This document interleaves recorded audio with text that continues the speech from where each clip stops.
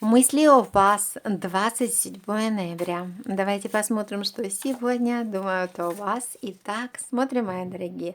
Мысли о вас сегодня. Влюбленные, двойка кубков.